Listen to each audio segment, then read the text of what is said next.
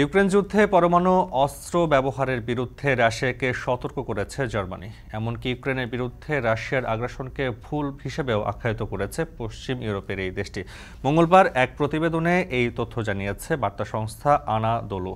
প্রতিবেদনে বলা হয়েছে, কৌশলগত পারমাণবিক অস্ত্র ব্যবহারে রাশিয়ার মহড়ার ঘোষণার পর ইউক্রেন যুদ্ধে পারমাণবিক অস্ত্র মোতায়েনের বিরুদ্ধে সোমবার মস্কোকে সতর্ক করেছে জার্মান চ্যান্সেলর ওলাফ স্কলজ।